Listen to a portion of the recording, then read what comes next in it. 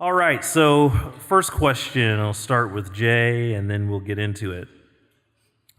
Many people are apprehensive when they hear the comment, "Don't be afraid to be judged by the marketplace." What does that mean to each of you in your own careers? Jay, you want to start first? Yeah, in our world, in the TPA world, we talk to other TPAs and consultants a lot, and when we talk about charging a fee or putting fees at risk or maybe even considering going on a month-to-month contract, I hear others that'll, oh my gosh, I don't know whether we could do that. So you may just not be confident enough in your product. I said, if you're on top of your game and you're bringing extreme value to your customer, a good way to make sure that you're going to stay sharp and your relationship with your customer is going to stay where it needs to be as well is, for instance, we have a line of our products that are essentially allow a plan administrator to bolt on the free market concept onto a foreign bad guy administrator like Blue Cross, which is delicious in its own right. But on that program, we go month to month on that. And originally we started off where that was an annual contract, and there was always a discussion, well, I don't know, how do you know if it's going to save us money, and our employees, are they going to use the program and everything? I said, well, let's just go to month. And if you're dissatisfied with it after a few months, then term it. And we haven't had one term it yet, but it's a good motivator for myself and for our staff to make sure that things are going the way they should be. Another thing that actually David Contorno talked a little bit about, but as a TPA, we are a flat fee-based third-party administrator. We don't take a dime of pharmacy rebates. We don't take stop-loss commission. We don't take any of the long laundry list of revenue streams that David spoke about yesterday. We get paid directly by our clients on a per employee per month basis. And if we ever want to raise, which of course everybody, we want to make more money, we have to be able to bring to that client the return on our performance. Have we helped them have happy, healthy employees, and have we been able to do it at a very, very cost-efficient way by, again, partnering with so many of the providers here in this room? And if we're able to say yes to those questions after a year or so after our engagement, I might get the confidence to go in and ask for a raise, but it's going to be an eyeball-to-eyeball discussion. Here are the results. I think we've done a great job. We would like to request an additional $1 per employee per month for next year. We've done that. We do that. Had been in a conference where I had talked about that before, and actually Chad Schmidt, which spoke at the last FMMA conference, he was with a PBM, MaxCare, that's actually here right now. And the first time that he went out on a renewal with us, and I was at this particular renewal, we were asking for a raise. He was just jaw dropped because he had never seen that before. What if they had said no? I said, well, the results, I hope they didn't. I don't like to be turned down, so I usually won't ask unless the results are pretty good. But for me, that's really being judged. That's how we put ourselves out there, to be judged by the marketplace. Nothing's hidden. We've got to put up or shut up, and that's the way that we like to have our relationships with our customers. Do you have a corollary? Yeah, I think on the medical side, when we put our prices online, we had no carrier contracts, and obviously we don't now. And that meant that our waiting room had no patients in the waiting room because we were just signed up with a plan. So the patients that are in our waiting room, of course, we're pretty efficient the way Steve runs the schedule, so we don't have patients in the waiting room very long. But we don't have patients in our waiting room if we're not good at what we do. I mean, it's a mutually beneficial exchange with patients, and we run on our reputation. And if we're not good at what we do, we don't have patients that are forced to come see us. And the whole idea of letting the market judge you, it's the concept of mutually beneficial exchange. And my lawyer, and the guy that has guided Steve and I through a lot of what we've done at the surgery center, has told me whenever you look at a contract, always know contracts are not always necessary. And that's kind of crazy for a lawyer to say. But he said they're not always necessary, and they're generally to hold both parties accountable. And so if you're in a relationship with a buyer and you trust each other, you need to actually ask, do I even need a contract? And then he said the short journey from there is to make sure your punch-out clause is quick. So I will not sign a contract with anybody that is not cancelable by either party without notice. And so we are judged by the market. At times the market, it rains down nothing but blessings on the Surgery Center of Oklahoma, and sometimes there are people who get in the way of the market, and rather than blessings, we just get the insanity of things that are not market. And in this cesspool of an industry, I mean, you have to expose yourself to some of the flack. But there's no way to really relay how, even with our staff at the surgery center, how they know that our livelihoods are dependent on really being good at what we do. It's all the way down to the lowest paid person in the building. So if you put yourselves out there in the market and just say, here's what I do, and here's how much it is, and I declare myself competent and ready to stand on the consequences, and not just think I'm going to have a waiting room full of people because I'm signed up with some, Satan Care, HMO, whatever, then you'll do well. I encourage you to do it. Great answers from both of you. What you just said, Keith, leads us into the second question. If you are a facility manager and thinking of getting into this business model, what are some things to avoid or say no to? And explain the advantages of thinking long-term versus short-term. Keith, you want to start? Sure. The potholes you should avoid, the things you should say no to, first of all, are contracts that are long in duration. You should also say no to anyone who tells you what you should be charging for what you do. I'm asked many times, well, your price for a laparoscopic cholecystectomy is $5,865. How much of that does the surgeon get? How much of that does the anesthesiologist get? How much of that does the facility get? And I will not answer it. I won't answer it for a couple of reasons. One, if the patient had insurance and had a $7,000 deductible and they came in and paid us cash, and they actually had insurance and it was a carrier one of our surgeons was contracted with, there could be an issue between that surgeon having been in network and maybe participating in receiving those funds. So if I just say it's $5,865, the carriers don't have any idea of who's getting what. So that's one reason I won't answer that question. The main reason I won't answer that question is do it your own self. I mean, that's part of this movement is standing up and saying, here is what I do, and here's how much it is. I don't want to be the reference-based pricing. I want everybody to come up with this on your own. And if you're figuring out a way to beat us, good for you. You better strap in. I'll respond.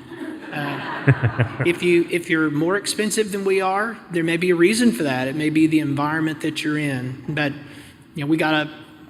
Kylie and I were at work the other day, and we got an email from a PPO that said, we have 6 million members. We really are interested in saving money, and being, good stewards of this money, and we would really like for Surgery Center of Oklahoma to be, involved with this. And I said, fine, Kylie, send them our pricing. Crickets.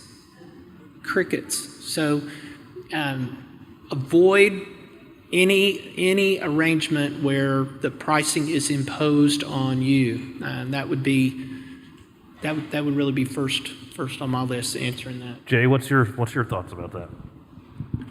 I think I'd echo Dr. Smith on a lot of those as well. From a buyer's perspective, I don't really care what the anesthesiologist gets paid. So if I'm asking, it's probably for a nefarious reason. All I care about is what does it cost to fix that patient's leg. Those kind of entanglements are definitely to be avoided. It's interesting about that PPO network. I mean, we've talked about it in the past, but I don't know if there's anybody in the audience that would say, well, why were there crickets after you sent the price list? Well, in the PPO model, a pre-discounted price is of no use to them. How do they show savings if the price that they offer is the same as what's on the website? Why does the employer need to pay a $5 per employee per month access fee to access pricing that's freely available on the internet? So that's why they won't touch that with a 10-foot pole. I think that's worth remembering. No, Jonathan, I'm not a facility manager, so that's about all I've got on that. As a third-party administrator or other healthcare facilitator, what are some things you should say no to or avoid? Yeah, I'll take that. It's interesting. The third-party administrator and healthcare facilitator, and then this is probably going to apply also to the medical providers in the room, because I probably have been asked no less than 10 times just at this conference about, I really want to do this, but I've got this agreement that kind of prohibits this. So what can I do? And my answer is, first, you probably should have read the agreement before you signed it. Second of all, you need to push back on it. You need to go back again. If you're a TPA, you need to go back to Aetna, Cigna, whoever it happens to be, and say, if I'm working for an employer, which is a fiduciary of these plan assets, I need to make sure that they're getting the best pricing they possibly can. And I've got these free market providers out there that are willing to provide pricing that is below your discounted amount, and my employers need to have access to that in order to fulfill their fiduciary duty to their employees. And see what they say when you say that, because that puts them into a completely different discussion. It puts them into a situation where their very existence may be against public policy. It's forcing, they've got a contract signed that's in the state court jurisdiction that possibly would be forcing an employer plan administrator to violate their fiduciary obligations under ERISA, which is it's federal law. So you got a state contract that forces somebody to break federal law.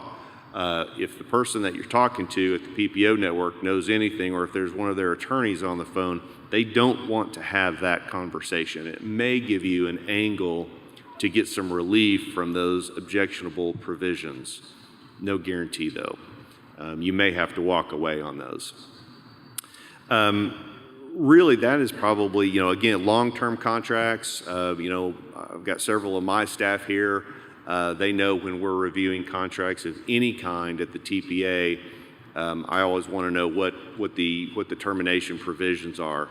And if they are anything but what Dr. Smith just mentioned, and that is either party can walk away with a short notice, then we won't sign the agreement.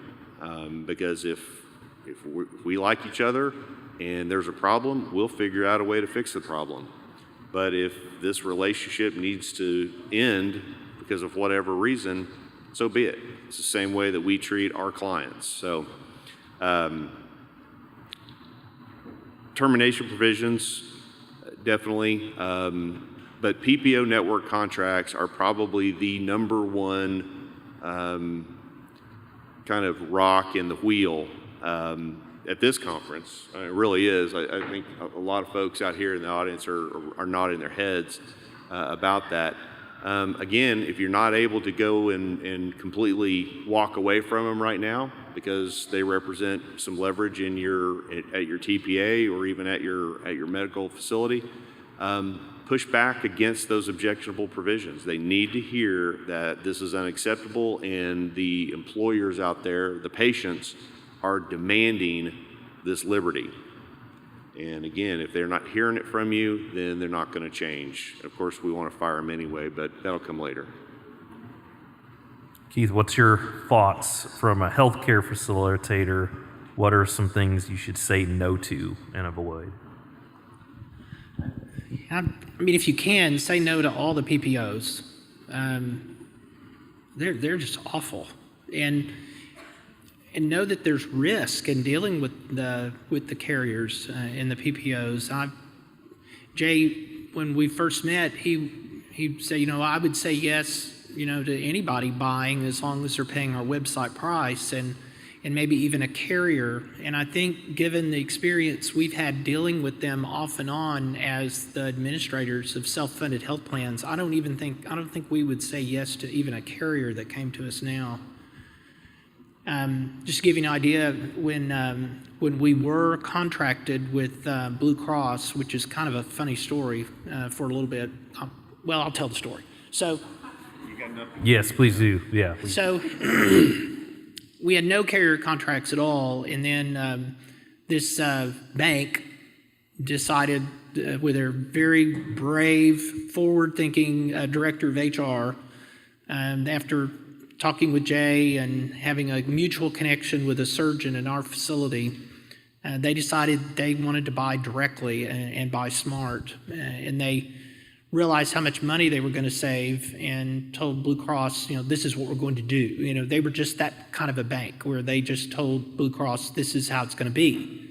And Blue Cross said, no, I don't think that's how it's going to be. And they said, then see ya. And Blue Cross said, well, how do you want it? So they said, well, this is what we're going to do. And Blue Cross, realizing they were going to lose its client, said, yes, but you're on your own for stop-loss coverage. And the HR director, anticipating that, said, we anticipated that. We've already shopped the stop-loss market, and we have another solution.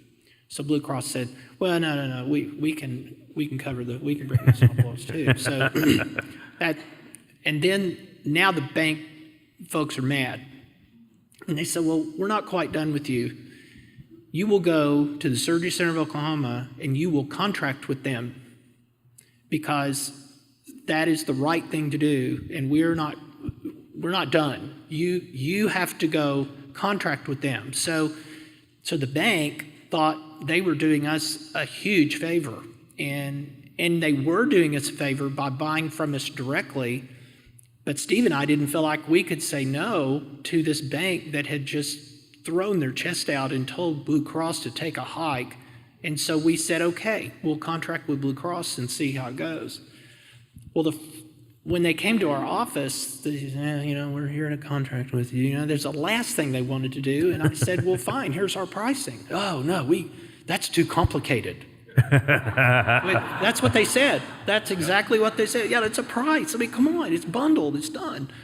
So they sent us their fee schedule, and it was the most psychotic, crazy thing you've ever seen. They paid less for a tonsillectomy than they did a tonsillectomy and an adenoidectomy.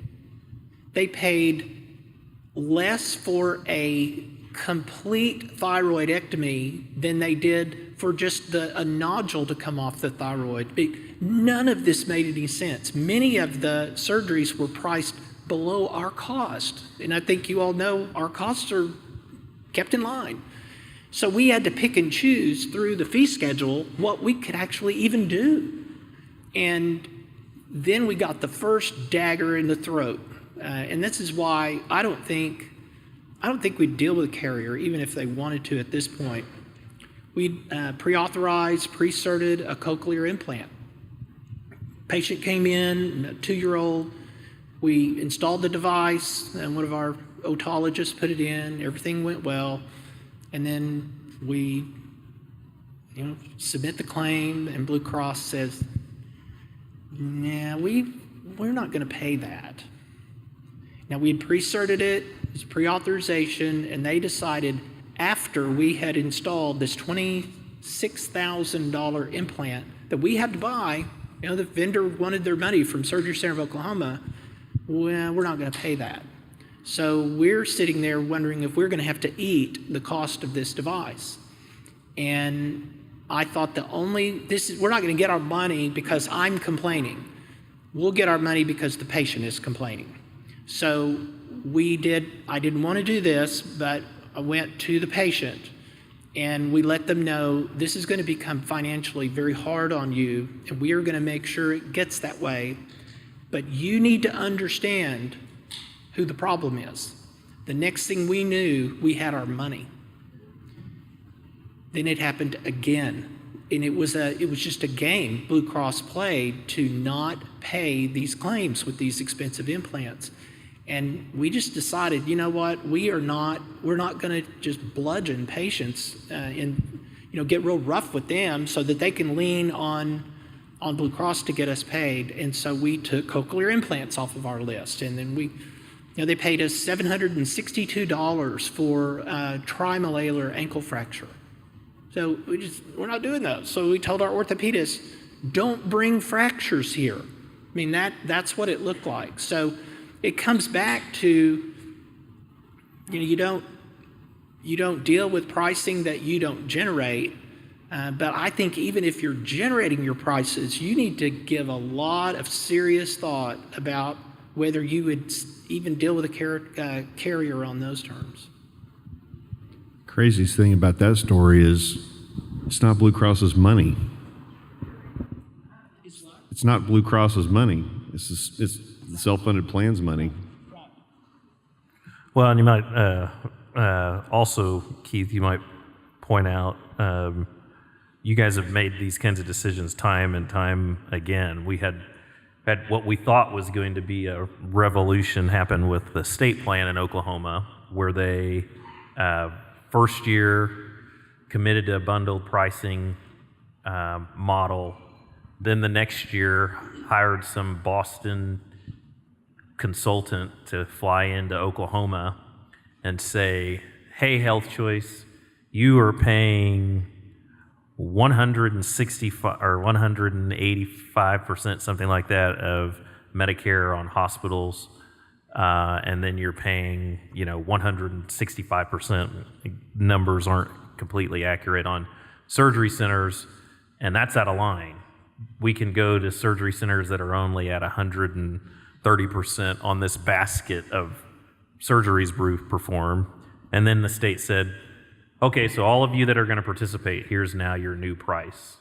And one of the things about that is, if you think, well, we've already talked about it, how insane it is, because they're literally for the same procedure saying the hospital that can advertise for the NBA team, they're entitled to a bigger price. But the surgery center that doesn't advertise on NBA or NFL teams is not entitled to that entire price, and we're going to tell them that. As a non-FMMA facilitator, think about this scenario. We've been trying to join, but can't pass the onboarding questions. Our income is based on a certain percentage of savings. We recognize our method provides us a windfall as healthcare costs go up, but HR managers prefer a percent of savings and won't buy from us if we're solely fee-based. What can we do? I feel it's your duty, if you're interested in doing the right thing and you're interested in being an FMMA member, you have a duty to try to educate that employer and that HR professional about how percentage of savings is not in their best interest. And if you're not successful with doing that, then you need to walk away from that client. Hopefully, if they hear it enough times, your phone will ring and they'll be ready to buy, or they'll be at least ready to listen. But just kind of shrugging your shoulders and saying that, well, doing the right thing is too hard. We're just going to go ahead and sell in a methodology that is more of a status quo, and maybe we'll reform later. That's kind of the definition of not burning your ships. And so that's the advice that the FMMA staff gives to facilitators. And facilitators are mired in the status quo just like everybody else is here. But it requires bold leadership, and again, it requires possibly having to walk away from a new client. Again, it is in their best interest to change their ways and understand that paying a cost, a fee, that up front what it is, and being able to judge that fee and the value provided by that fee objectively is something that you're not able to do with a percentage of savings.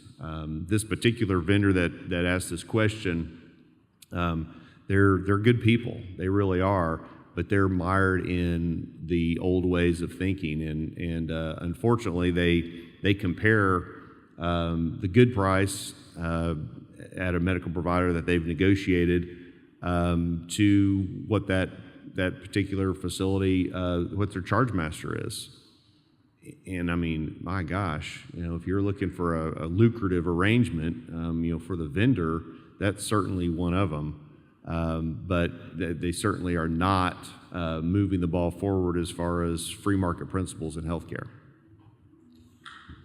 Yeah, and they are not here as a vendor, and they want it to be at a significant level. So I thought about that when, Charlie, you were giving your talk. As we grow and getting pulled all these different directions and the money, and Jay and I had I think you would call it a very short conversation. There was not really any discussion about the idea of bringing in someone who violates the pillars in as a vendor, even though they brought significant money to the table. So hopefully they'll change their ways and be a vendor next year. Yeah, and we'll certainly provide them the tools and the information, the techniques to maybe have that conversation with HR again and get that thing turned around. But yeah, you're right. I mean, FMMA, we've walked away from revenue that is sorely needed here to support our mission, but we're not going to compromise our principles to do so.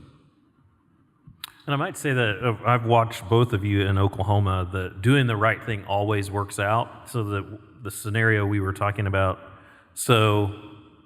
bundled pricing begins in Oklahoma. You've got teachers who barely make anything who are benefiting from it. The program goes really well for a year. They shut it down because the hospitals are complaining and the state tries to play hardball. In principle, Keith says we're not going to let anyone dictate our pricing, even if they have 200,000 lives in their plan. And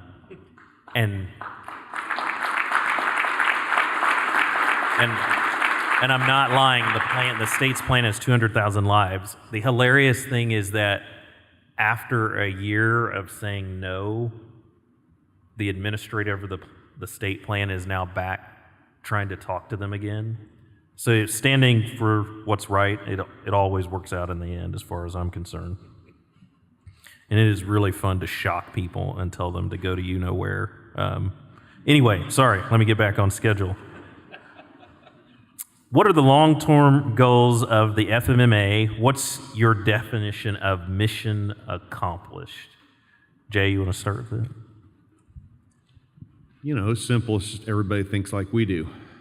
No, Ed, really, I think Ron Paul really said it very, very well, and that is, bringing liberty and freedom to the delivery and the consumption of healthcare. There is no reason why healthcare cannot be purchased and sold with the same market forces that we buy televisions and cars or even more complex products and services. again, the market has the power to lower prices and increase quality, providing ultimate freedom of choice that no network could ever provide. And I think for me, that really is the long-term goal. People have said or have asked us, "Oh, so why aren't you, lobbying Washington that FMMA has a health plan solution for the country?" And I can't think of anything more distasteful than that. But again, this is not we do not expect that this movement will be the ultimate and overriding solution for healthcare in the United States, because we know that the state will continue to be involved in some fashion. And if you choose to go that direction, then that's fine, but we'll be over here enjoying our freedom and our low cost and our high quality care if allowed to do that. So for me, that's kind of the long-term success, definition of success. Yeah, I think in some ways we've already succeeded. When Jay and I met to talk about who we wanted to speak at this year's conference, we made up, and I've told many of you this, we made up a dream list and got every single speaker that we wanted. I mean, because of the breakout sessions, some of you did not hear Dr. Ann Riggs and Michelle Akkad and Bill Grant and Richard Kuby were in here. Yesterday's breakouts were just phenomenal. And Jack and Kathy Brown, and of course Adam Russo, he's an entertainer. I think he's gone now. But the breakout sessions were incredible on their own, worthy of the main stage up here. And then the main stage speakers, I mean, you heard them all. We really, I think in some sense, have succeeded. This is the conversation and the gathering of kind of a remnant. It's actually, I would say, larger than a remnant. So in some ways we have succeeded. And this is the conversation and the movement that I think is very scary for the folks who are in charge of the status quo. And this is very creepy for them. And I think they are scared, as Charlie Sauer said. I think they are scared of what we're talking about because it really does highlight what Mises said in Socialism. And I'd encourage all of you to read that book. It's not a difficult read, even though it's Mises. But he says there are two paths. Difficult is a relative term. Well, it's not that hard.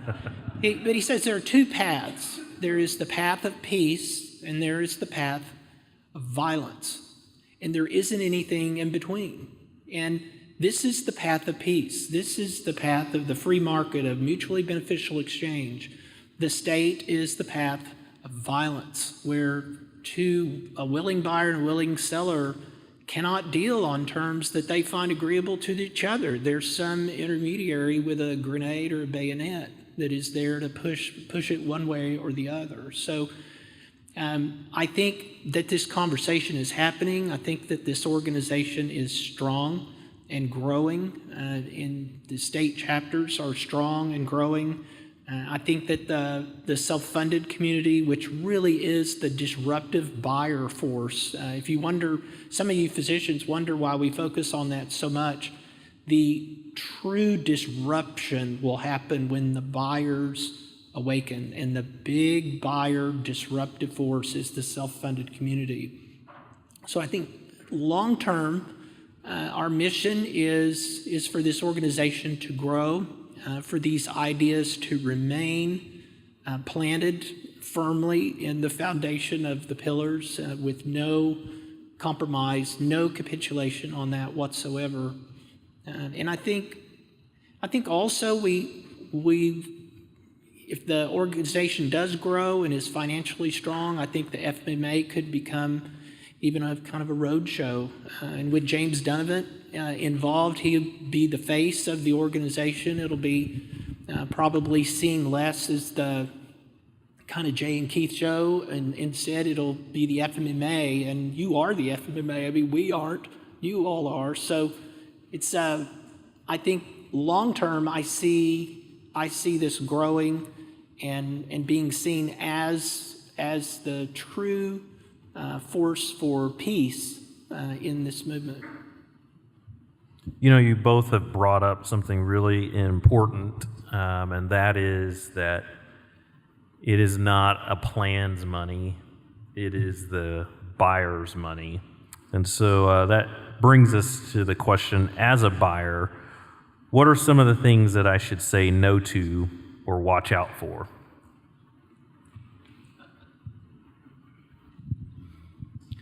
Yeah, as a plan sponsor, it's very similar to some of the others. Plan sponsors are really shocked when they learn that their administrative services contract or their network access contract is actually causing them to spend more and get less. Because, of course, it was sold to them that this was going to lower their costs and improve their plan success and create happy, healthy employees.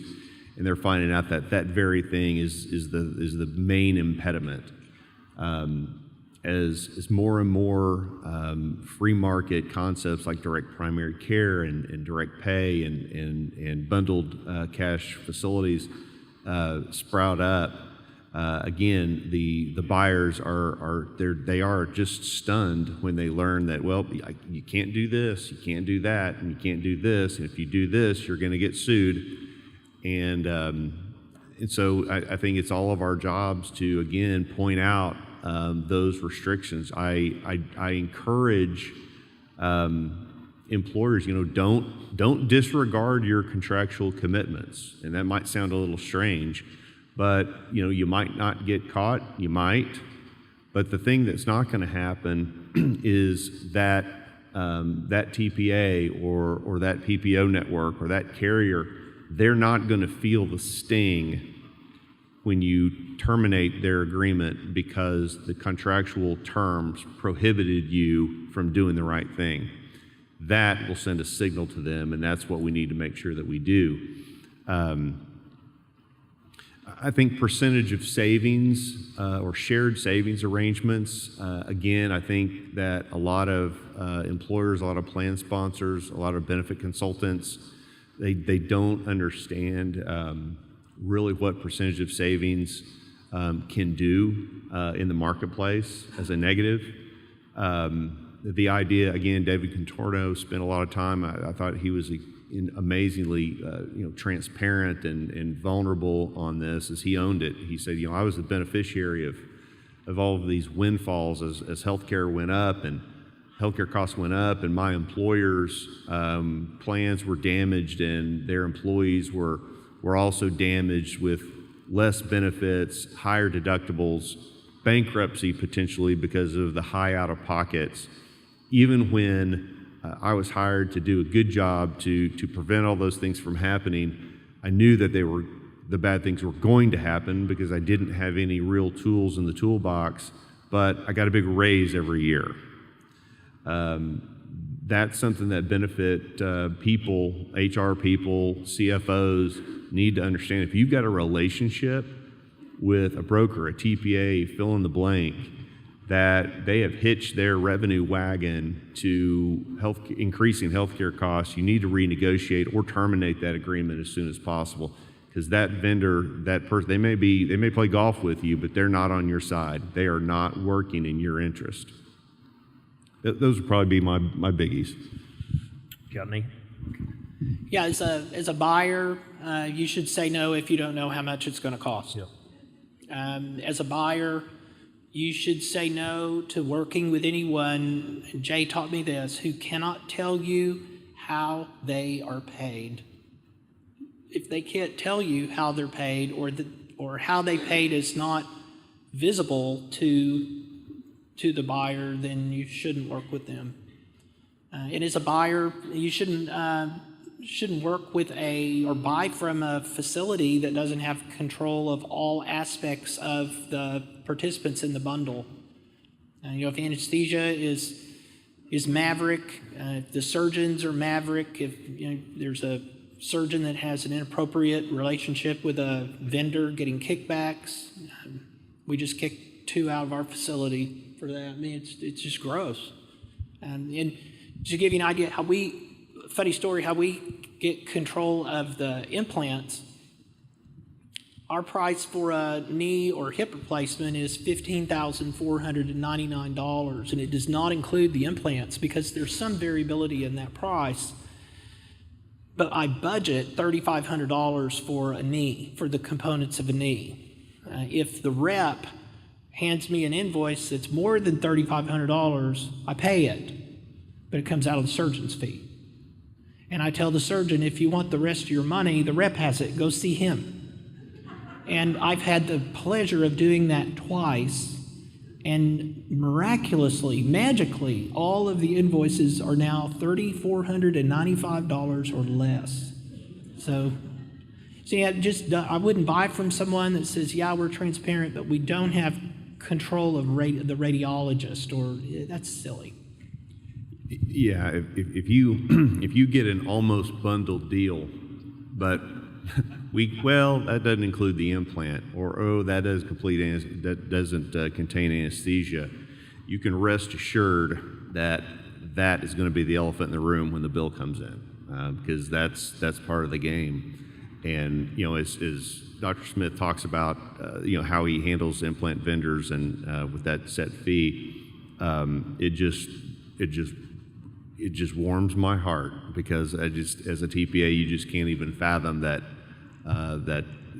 there would be somebody that's watching over a customer, a buyer, being such a steward of that, and that creates extreme. Anytime we tell that story out to our customers, or we invite Dr. Smith to speak with our customers, and he tells that story, the loyalty, the trust that creates between that buyer and seller is, I mean, you can break that relationship with a sledgehammer, because it's not just about the price.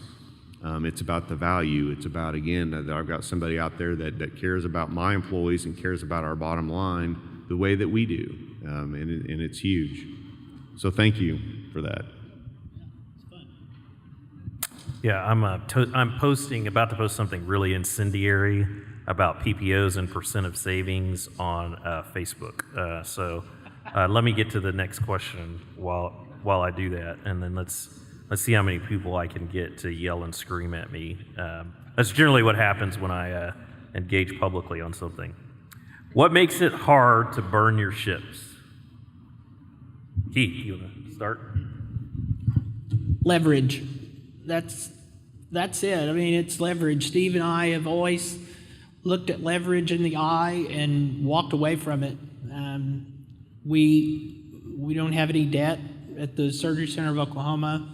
The only debt we ever did have was the debt Steve and I personally had when we first bought it, and then did one of the smartest things we've ever done, and that was give it away. So he and I bought the whole thing, and then we gave it to the surgeons that we were working with, and we just kept the tiniest piece.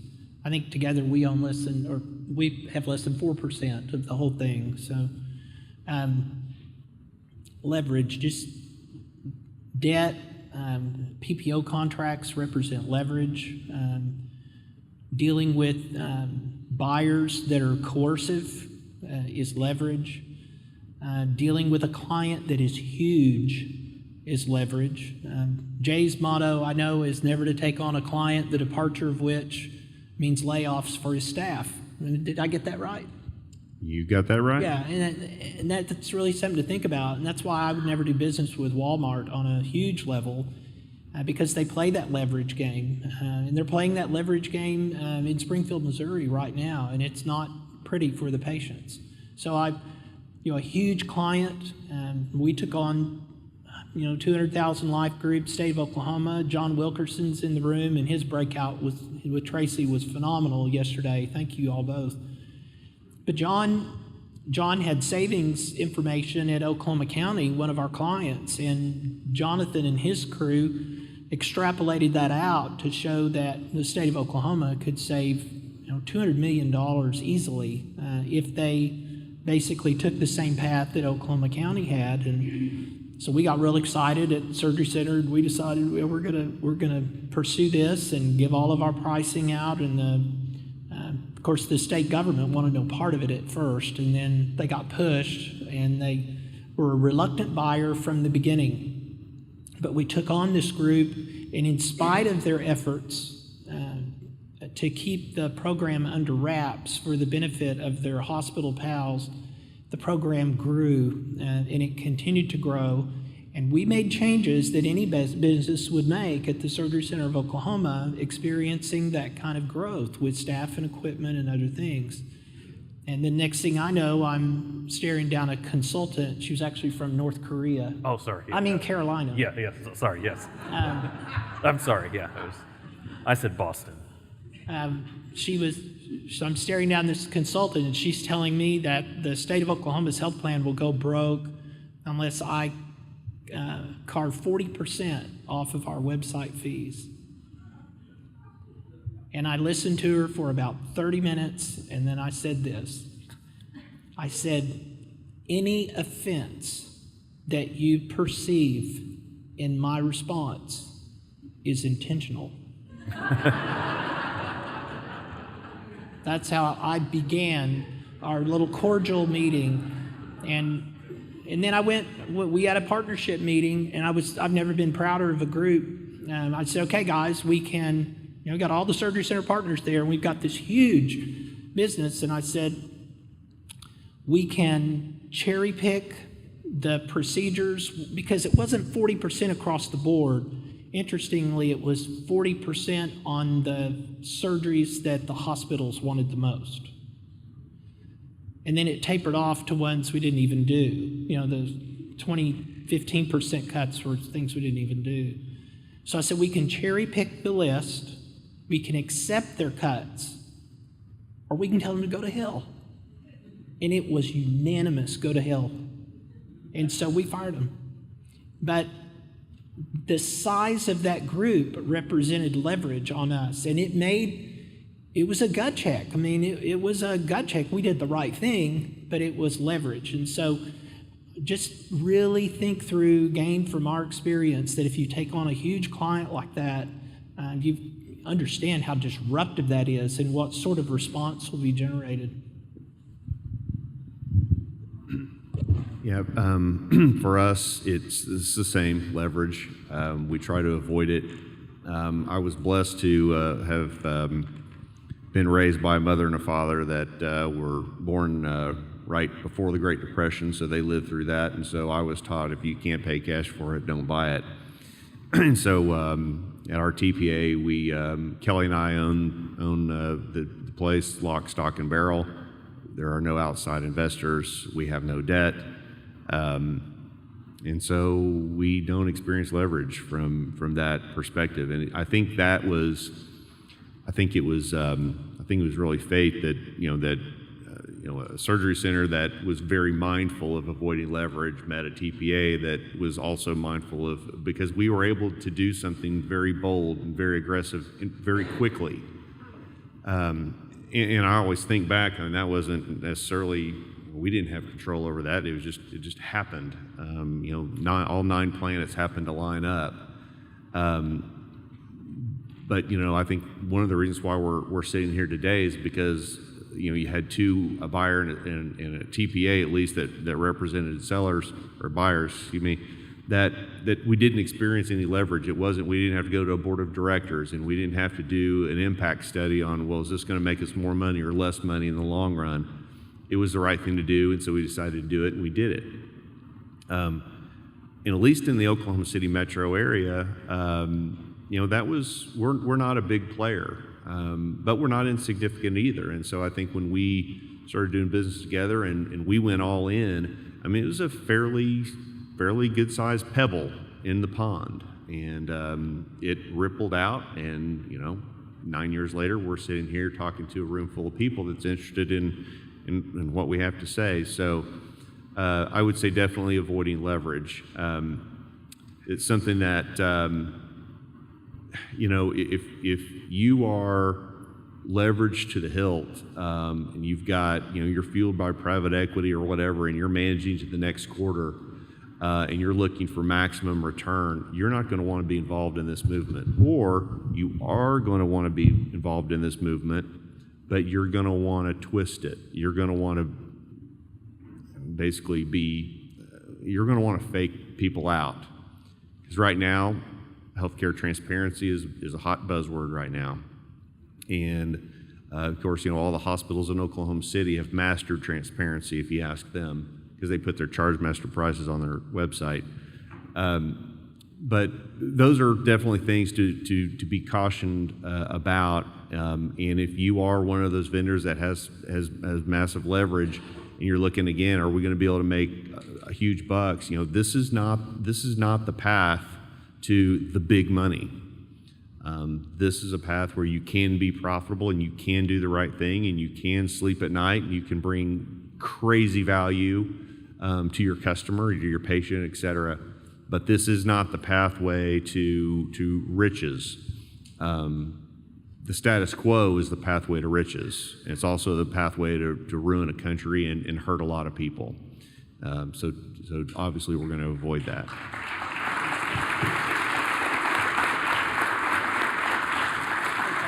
So at this time, we want to turn to, go ahead. Yeah, I just want to add a little deeper dive.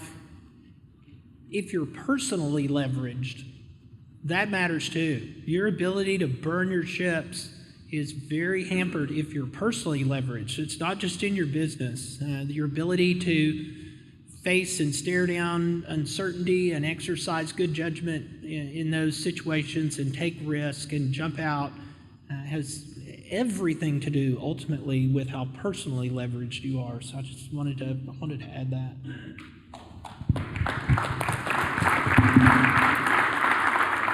This time we want to take a little bit of time to do questions from the audience. I'm going to take host privilege, and I'll start off with one last question of my own, and then I think I see the blue boxes going to start rotating.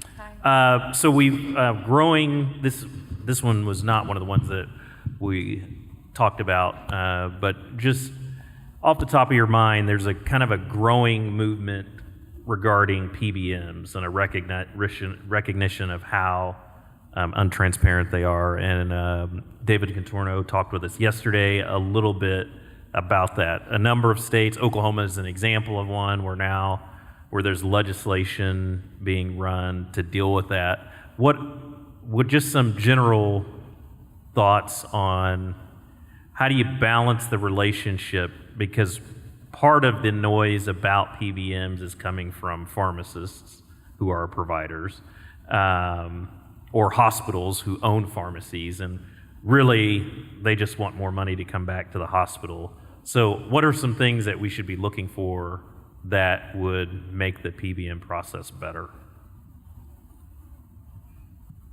Well, some people might say, well, the best thing to do is not have PBMs, because I can certainly remember a day at our TPA before PBMs existed that the patient would go to the drugstore and buy a drug, send us the cash register receipt with a pharmacy prescription claim, and we would pay it under the medical plan.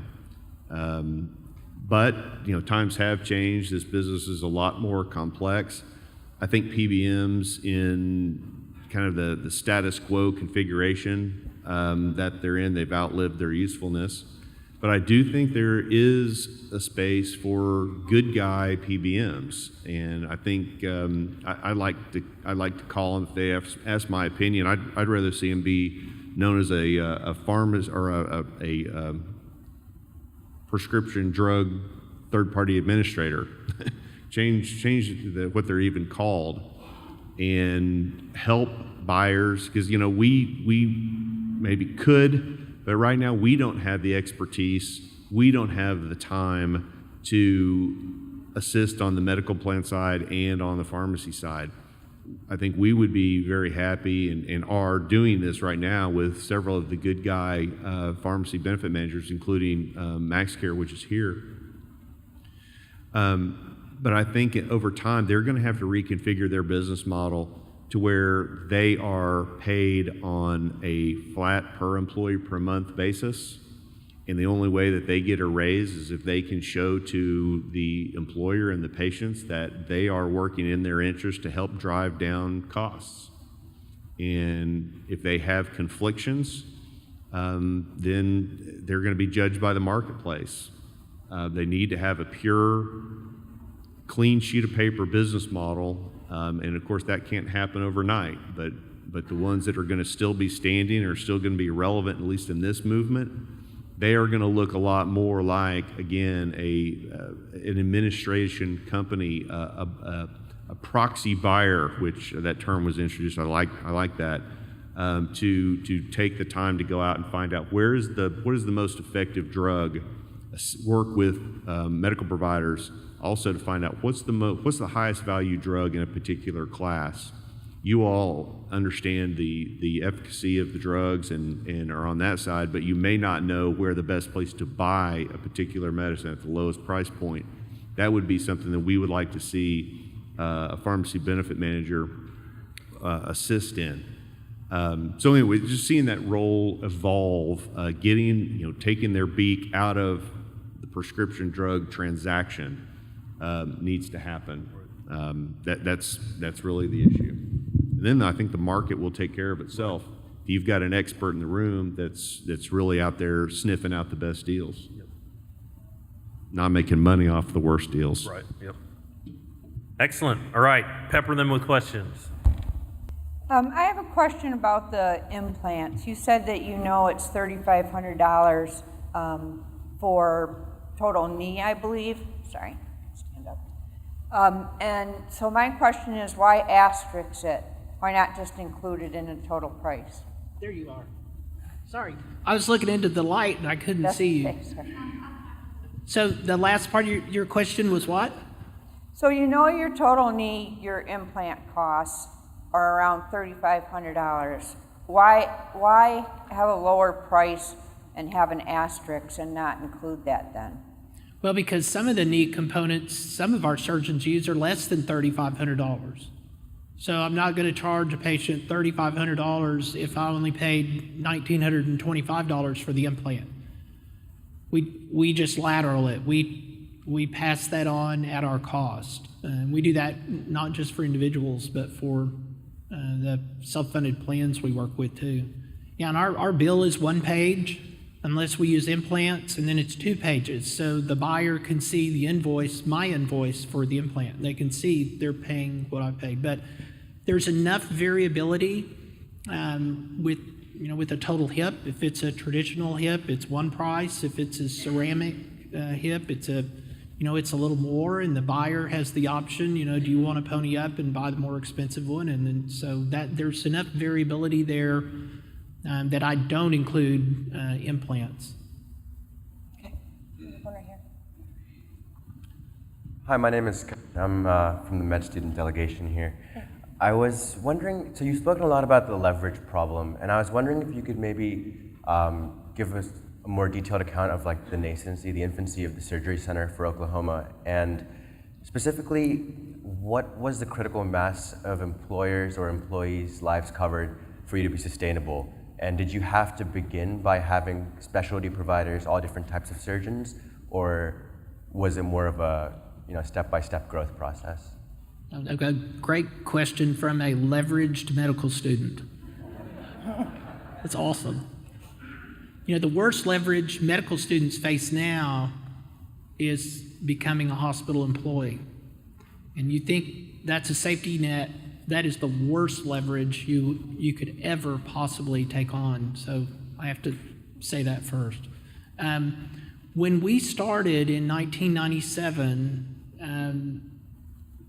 Steve and I had anesthesia practices that were part of a real free market sort of eat what you kill arrangement. And that's part of the reason that I came back to Oklahoma City and Steve came here too.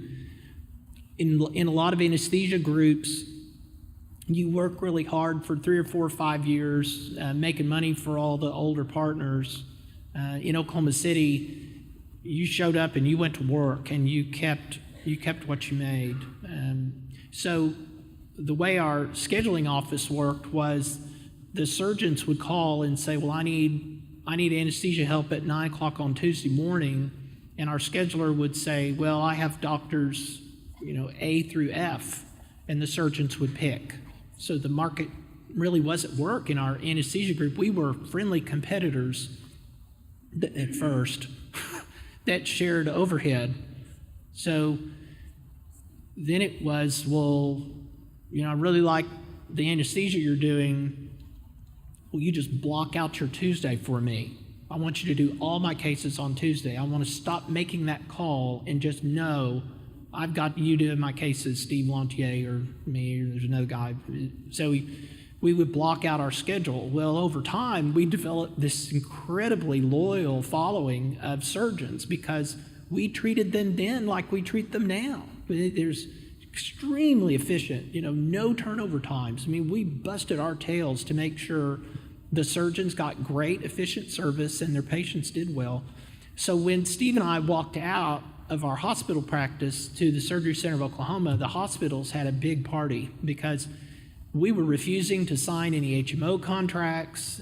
We were not playing ball. Our anesthesia group kind of turned on us and they said, well, we think income sharing is a really good idea, like all these other anesthesia groups. And I said, well, those of you that want to get together and share money, go for it. We're not interested.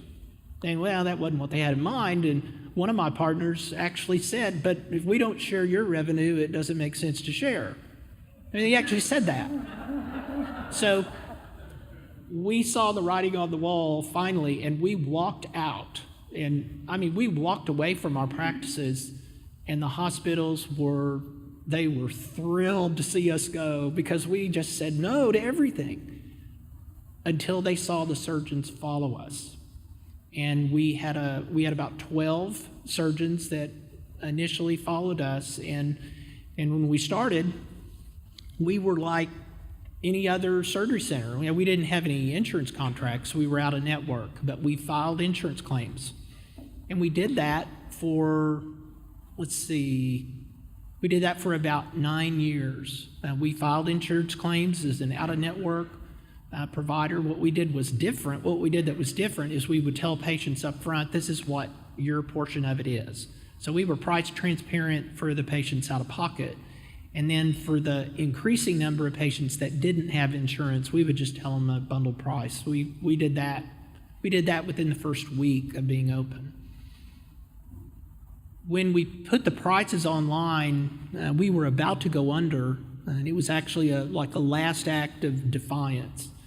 But we hoped self-funded companies and uninsured individuals would come, and they did. But the critical mass part of your question of self-funded employers that would be needed to sustain us, I can only tell you now, 50% of our revenue comes from self-funded buyers. 45% comes from just straight cash payers, whether it's cash or cashier's check or credit card, Bitcoin. And then the rest is probably workers' comp, because we still have orthopedists that do some workers' comp. So the critical mass, we didn't really talk about the chicken and egg thing, but, does the buyer come first? If you build it, will they come? Does the entrepreneur perceive, demand in the community and respond to that? It's time for the buyers to wake up, and they're beginning to. But as soon as the self-funded buyers wake up, the amount of demand for what we do and the way we do it, there would be no way for that demand to be satisfied unless current price gougers change their ways, and they will. They'll have to. Does that answer your question? Okay.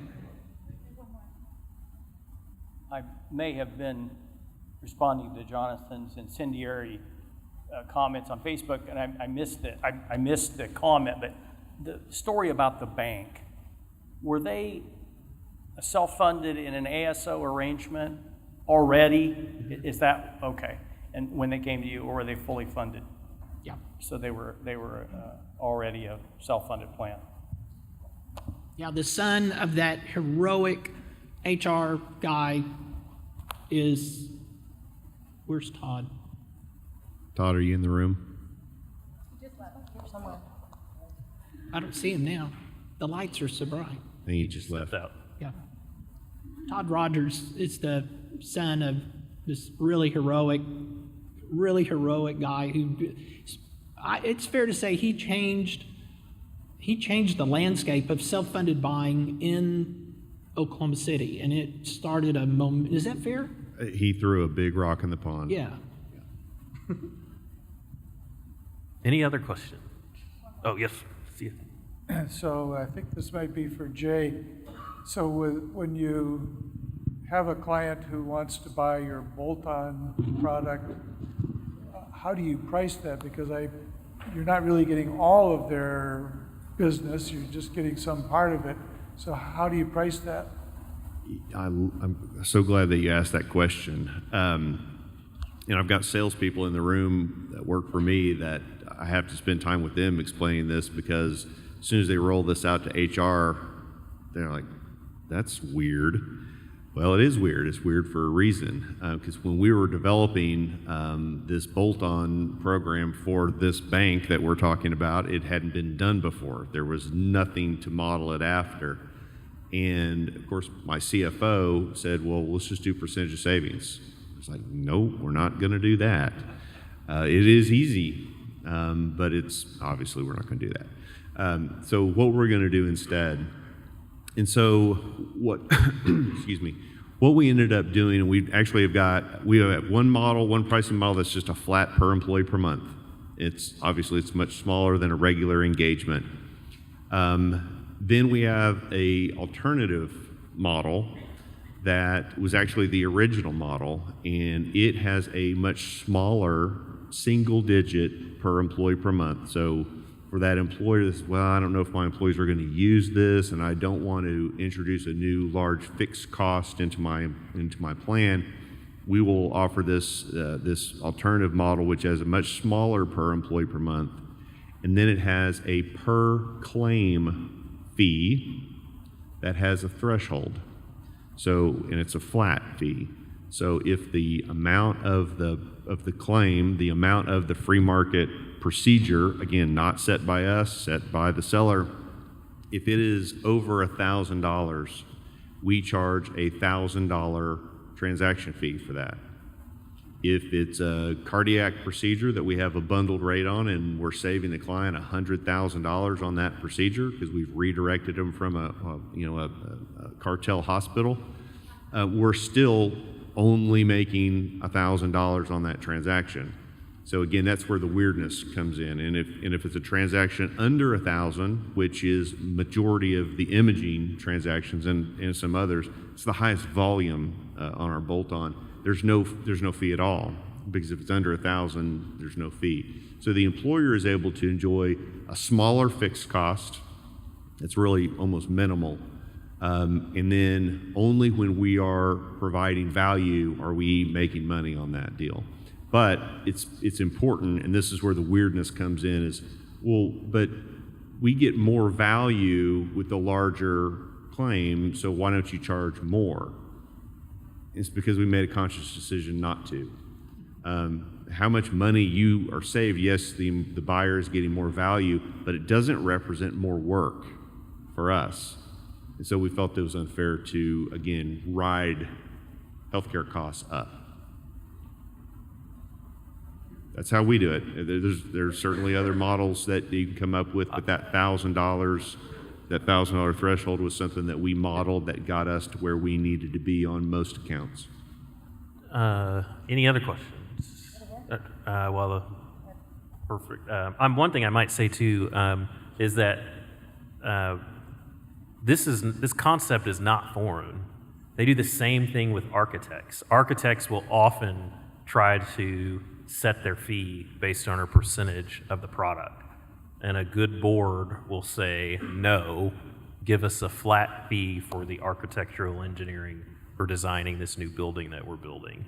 So this is not, this idea that percent of savings has perverse incentives is not just prevalent in healthcare.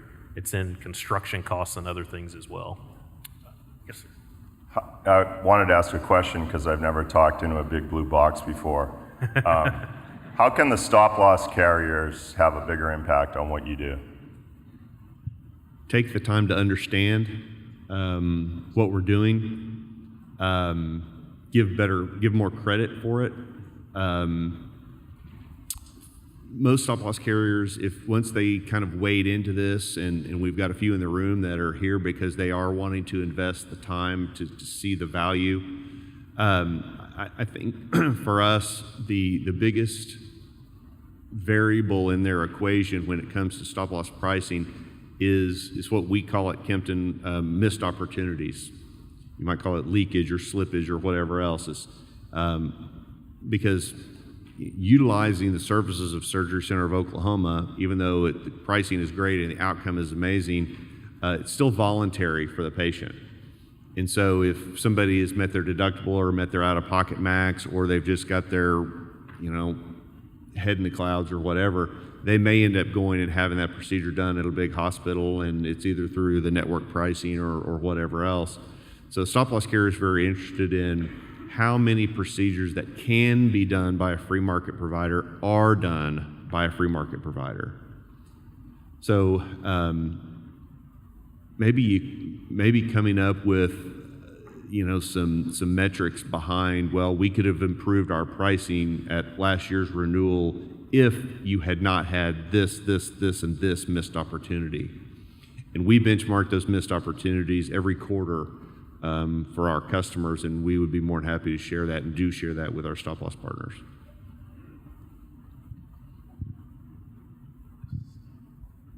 I'm an otolaryngologist. I have the privilege of working at the surgery center with Keith.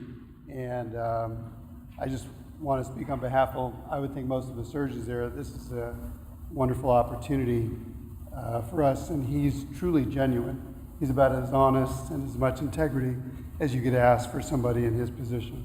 So thank you for that. But that's not my question. I just wanted to bring that to light. Physician means teacher. And many of you may know that, you may not. And I like to spend a lot of time with my patients teaching them about the procedure I'm going to do, because they end up having a more realistic expectation. What I try to do, but I'm not very well versed at it, is to discuss the financial part, the metrics, all these terms that we use. Most patients know less than I do about it. Is there an easy reference, internet or whatever, that I can start the dialogue with the patient? Because a lot of them want to learn, and a lot of these patients have more education than I have, but they still don't really understand the big picture. And what they get in news media is not the real picture. So is there some sort of website or something that they can go to, I can point them to say, this is where you need to learn? FMMA.org. Well, that'll educate them on the pricing that the good guys charge, the transparent providers do. But I think what you're asking is, how do they know that the price that they get at Surgery Center of Oklahoma, how do I know this is so much better than an alternative? Therein lies the rub. Usually you can't get the pricing for the alternative until you buy and you get the bill. So that it is very difficult to do that proactive type of a look. One tool that pops into my mind, and if there's any Kempton team members that have an alternative idea, please grab a blue box. But healthcarebluebook.com, they've been a speaker here at FMMA. They have a subscription site that you have to pay for, but they also have a free site that's available to any of us that you can log on to in a given zip code, a given procedure, and they do a pretty good job of showing you what the benchmark price or the average charge is for that at different facilities in that area. So that would probably be the best recommendation I would make. Our app sponsor, MediBooker, also does really well okay. with that. Very good. MediBooker, okay. They're an FMMA sponsor, and so I think I saw some of their literature at the swag table.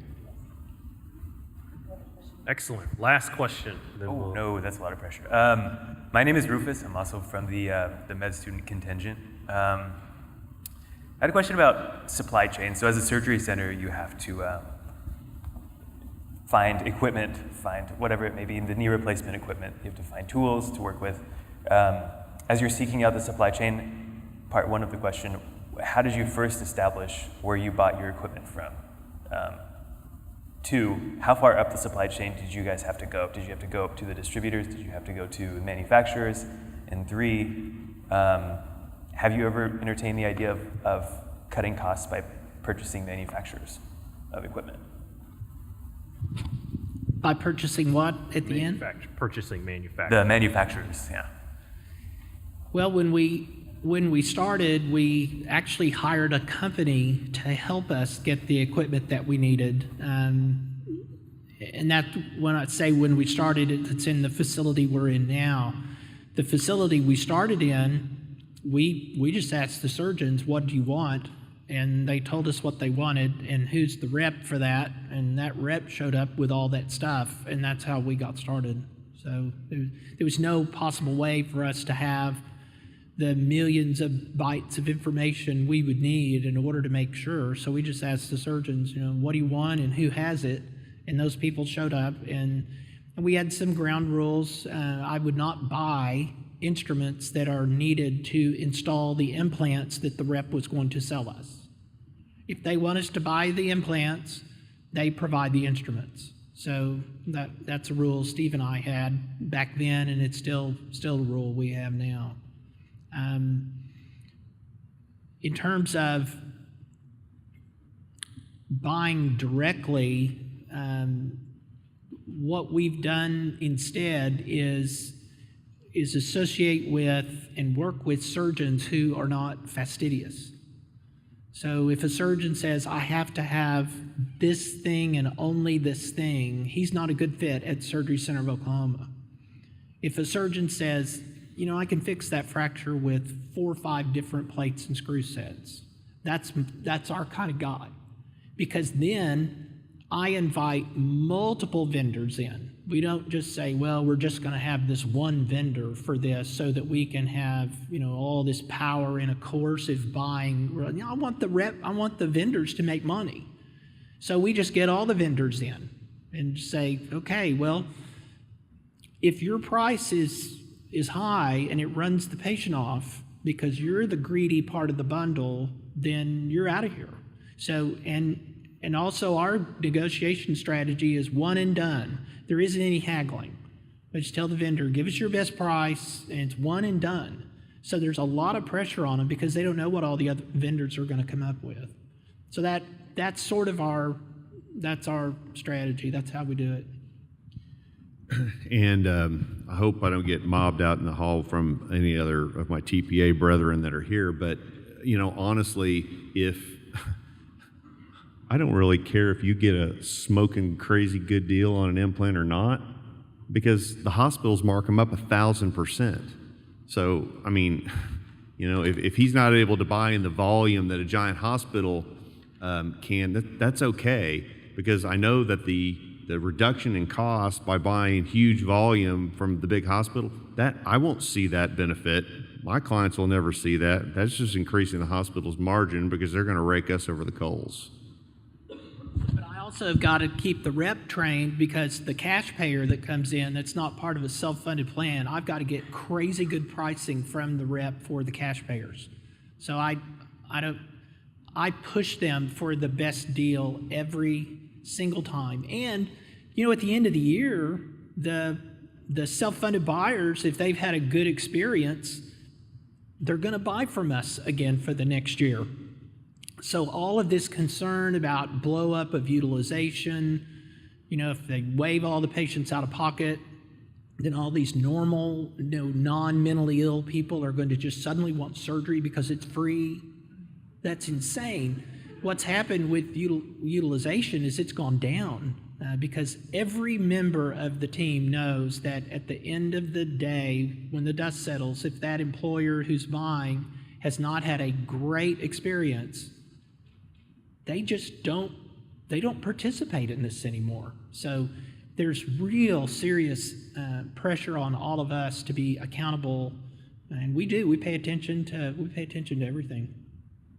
And we do see patients that will go to one of the good guy providers and will come away without surgery.